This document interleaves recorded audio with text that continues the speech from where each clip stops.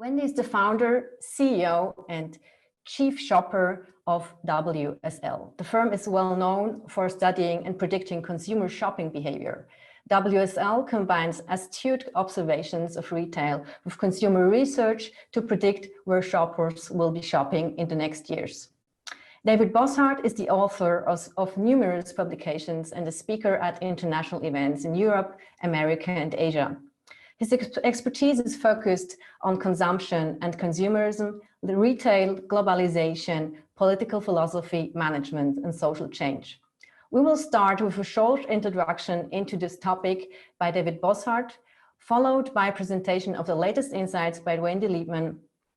Thank you, Marta. Good morning to our friends in the US and good afternoon to our friends all over Europe. Happy to have you here for the next 60 minutes, and I hope we can provide you with good information.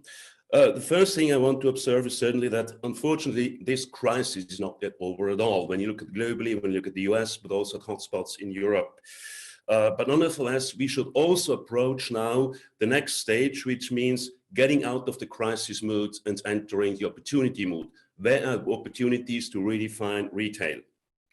Of course, the course of the virus itself might play the key role in the phase that we at GDI called semi-normal. Not crisis mode, but not the after-crisis mode. So we are in a very shaky, very uncomfortable position right now. We have to define the strategies without the databases we would need to make safe assumptions. But as we witnessed, I think that's the most astonishing, this kind of virus is not out there. It is us. It is also with us. And keep in mind, even if the virus gets away, it will still be ingrained in our habits and in our belief and decision-making. Greetings from Manhattan in New York City in the United States, one of the major hotspots of this crazy time. David's right, absolutely. We have lived through an amazing few months of seeing our world upside down. But what we really need to think about now is what's next. We are, as business people, have a very proactive view, I would say, to all of us on this webinar, thinking about how do we manage not only our lives, but our business lives. And that is something that becomes incredibly important for us to consider today. And that's what I'm going to talk about. The focus of what we do, just to ground the lens through which I'm going to talk today, or view today, is this focus around the shopper and what we call their shopping life. And shopping life means the economic, political, social, technological aspects of people's lives. If we understand that, we believe absolutely that you can see or frame up the future of retail. So that's the lens through which I am going to view this conversation today. And I would say, as David said, you know, the data is all new, the paradigms are shifting. How do we even consider what to do next? And you know, this image of the coronavirus has been so ingrained in our brains and our lives that we have begun to adapt in many ways to it. But the challenge for us too is it's not just one crisis, right? It's the economic crisis that also occurred as a result of governments putting a lid on the economies, and what will that look like moving forward? David certainly gave you a very good idea of the moment now.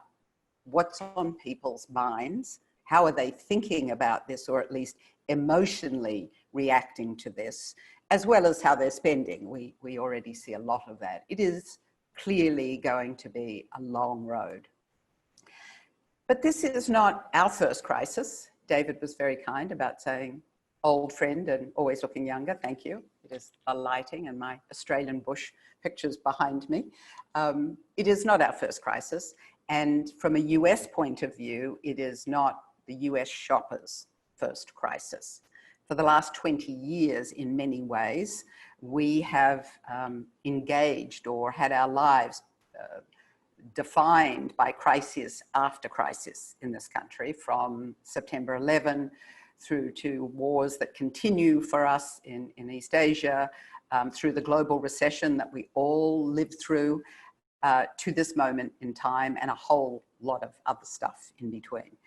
So in some ways, we have an extraordinary adaptability, both as people and as businesses, and we have a lot of tools to use as we move through this crisis.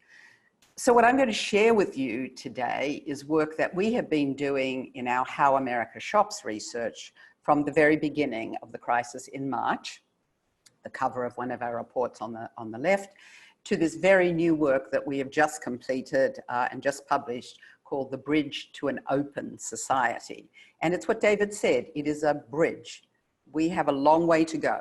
And that notion of openness and normalcy or normality is not going to come anytime soon, for good and for bad, but we need to understand it. So I'm going to share more data than I usually would today, only because I want to ground the conversation that David and I will have after. So let me just share with you how shoppers are thinking in this country and what that means moving forward for the all aspects of retail and consumer brand and the social activities we live through.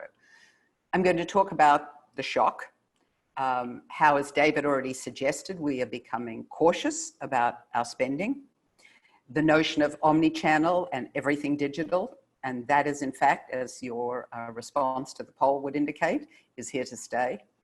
What the new expectations of the store are in the immediate term. And I'm going to try and sort of give you a framework for what we would call planning and building paradigms for the next retail.